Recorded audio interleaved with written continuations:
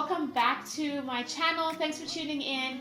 As always, please remember to subscribe, hit the notification bell below, and follow me on my social media platforms. I've got Kev with me today. Hey guys, how's it going? Today we wanted to come together to start chatting about our personal couple. Let's say couple, actually, not really personal. Yeah.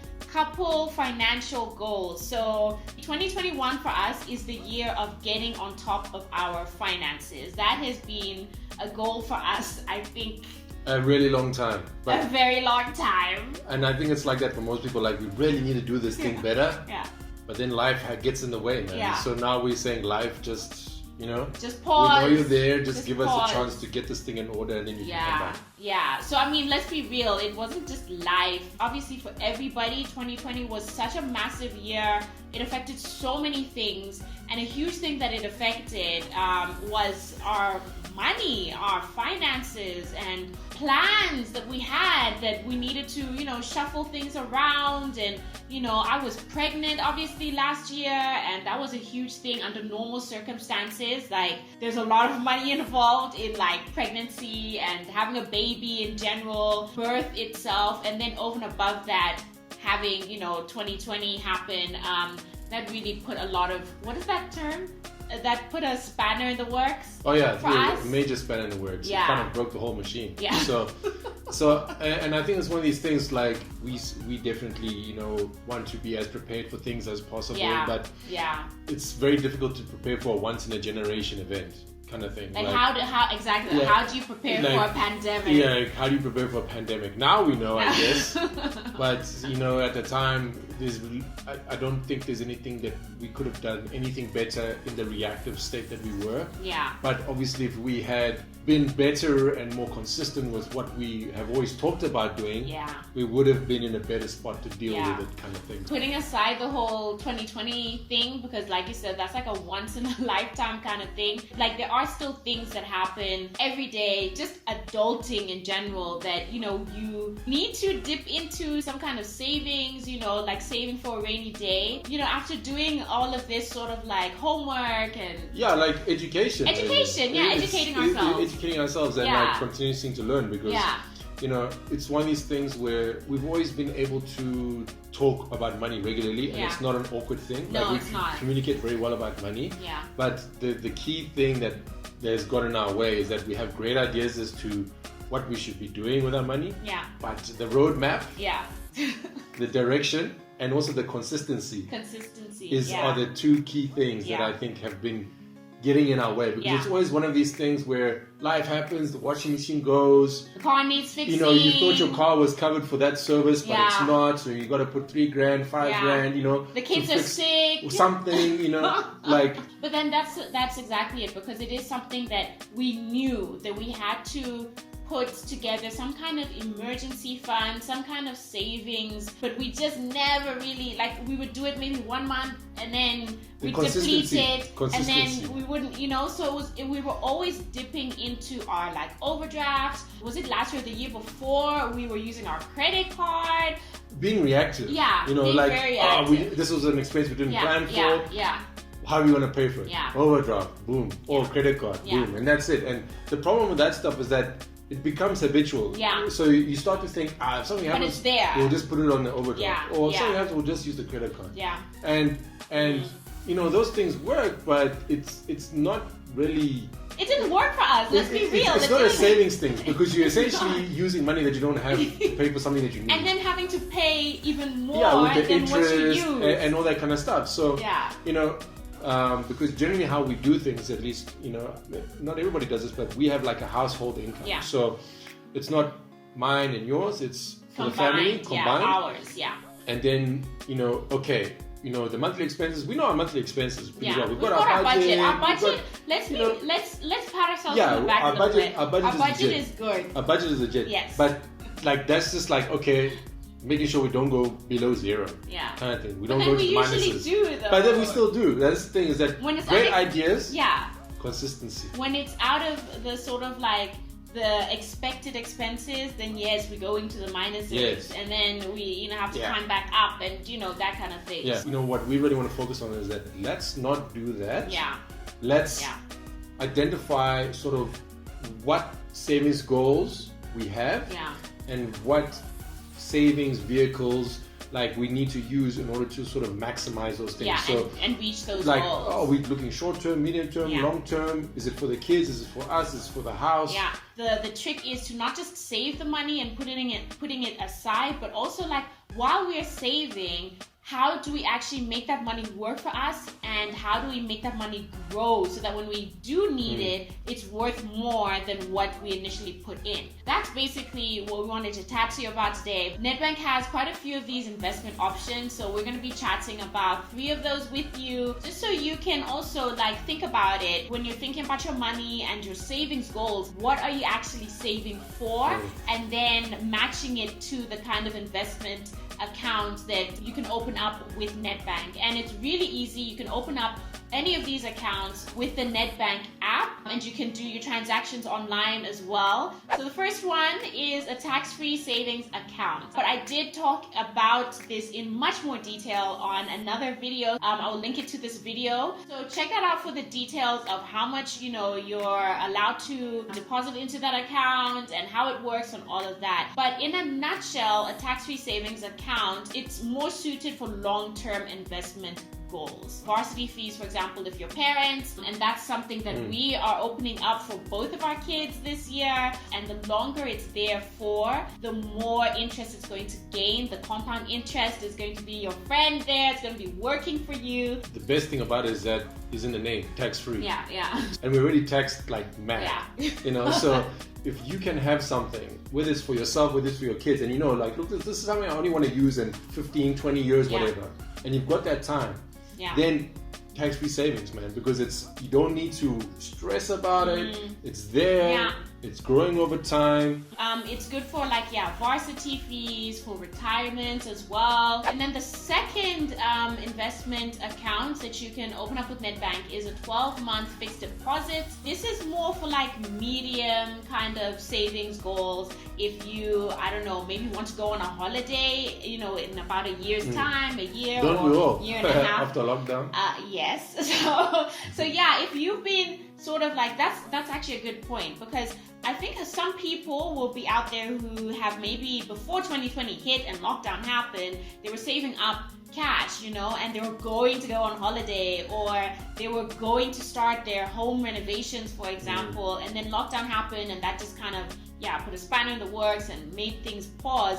You can take that money and put that into a 12-month fixed deposit account and, leave it there. So the interest rate for that is a bit lower than a tax-free savings account. What's nice about it is that between, I think it's 12 to 16 months, you can withdraw it. The only sort of heads up with that is there's a penalty fee if you decide to withdraw it before the 12 months. Because obviously the whole point of it being there is for it to grow and, interest and all of that. It needs time to do that. So if you remove it before that minimum amount of time, then you will be penalized for it. But I think this is a good option for us, for example, because we were planning on renovating, while I was pregnant last year. The plan was to expand the house. And then we were about to do it, and then lockdown happened. Businesses closed. It was like level 5 lockdown at that point. Yeah, it was level 4 or 5. It was hard lockdown. Yeah. I think what's really important is that we've been guilty of this as well. It's like, we're going to save, but we're just going to leave it in the check account. Yeah. The problem with that is that money will go. Yeah. You won't even know how it goes. You won't even know. You will just be like, but we've been saving. Like, what happened? Yeah. And now you need to go through all your bank statements, and you just but there's nothing out of ordinary here. There's groceries, there's toiletries, there's school fees, but where's this money gone? And that's why it's important to put this money into separate places so that out of sight, out of mind, it's doing its thing, it's working on its own. And then when you're like, 12 months, let me get it. Leaving it in your bank account, you're always going to be like, But there's that money there. That money is there. I can always pay it back. That thing that I've been looking on was on sale. It's good that there's a penalty there. Because now I feel like, but I need to pay a penalty if I want that money early. It's a deterrent. Yeah, it's like a barrier. It's to be like, whoa, buddy. Yeah. Maybe you don't need to buy that thing. Yeah. But what's great about it is that if you put it into one of these investment accounts, it's not just there to keep out of sight. Yeah, it's not just there for like temptation. Yes, but it's also there. It's doing growing. its work. It's actually growing, you don't have to do anything. You are about getting it. richer. Yeah, it's also quite good for a bond deposit. Mortgage deposit, if you're saving for a house or something. And for the 12-month fixed deposit, you need a minimum of 1,000 Rand. The last one is a 32-day notice one. Just like the name says, you put your money in there and it requires 32 days notice for you to start withdrawing any of that money. So this is very much short-term kind of goals. If you have school fees, maybe not varsity fees necessarily, but like, school fees, a quick sort of a smaller home renovation kind of project, or a quick holiday. Maybe it's not like a massive international holiday, but it's something a bit more local, but you still want to save money for it. So this is a good option for that as well. I think a lot of people, I'm guilty of this as well. I used to think that, the word investment was like, you need to be mad rich to be investing, and like you need like 10,000 Rand minimum, or like 50,000 Rand. You be buying like stocks on the US stock market or something like that. So there I was thinking like, there's no way I can start investing until I get like, maybe I've saved 50,000 Rand or something crazy like that. But the 32-day notice account, you can start off with a minimum of 250 Rand. If you have 250 Rand, you can open up one of those accounts. You can make regular deposits in there. You can even have like an automated debit order so that it just, the money just automatically goes into that account, so you don't even have to necessarily think about it. The interest rate is also a little bit lower than the 12-month fixed deposit and the tax-free savings account. The more money you've put in, the more money you're going to get out in interest. There's always that thing, like end of November, you're like, okay, I know in January, that January thing is coming. School fees, school uniform, all these sorts of things. 32 days. So for me, I'm going to be opening up one of these accounts because let's be real, okay? Everyone knows what black tax is. Call it black tax, call it contribution, call it black love, whatever it is. That's a reality for a lot of us out there, myself included. I've actually put it in to my budget now, because that was something that used to stress me out as well. Yeah, because it can happen at any time. Anytime, we need... So-and-so is getting married, so-and-so needs school fees, all of that. So for me, I'm like, I need to actually budget for this so that it's not something that just comes out of the blue and then I'm stressing about getting money from here, getting money from there. But I would just put that money aside, and again, it would just chill in like my kind of check account situation. I like this because it gives me at least, I know sometimes it is a little bit last minute, but a 1 month or so kind of, notice period, that's not too bad. And then I can put aside my 1,000, 2,000 Rand that I'm saving each month into that account, and until it's actually needed, it just stays there and it grows. It earns the interest. And then when I do get that call or that SMS that we need some cash, some contribution, then it's like, okay, cool, no worries. I can get it from this account. So for the 12-month fixed deposit, as well as the 32-day notice accounts, there are no monthly fees. Like I said, that's good. Yeah. You didn't know that? No, I didn't know that, because it's the fees that get you sometimes with these things. Yeah. So Nedbank charges no monthly fees on these accounts.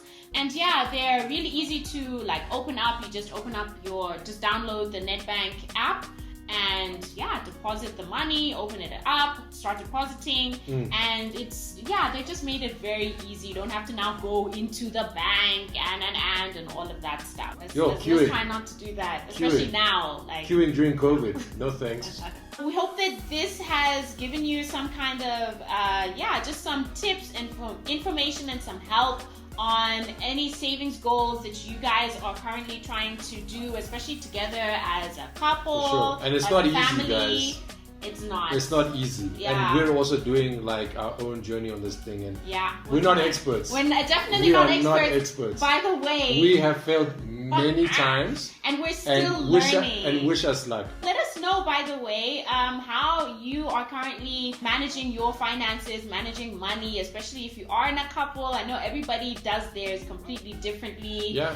Thanks so much for joining us in this chat about money.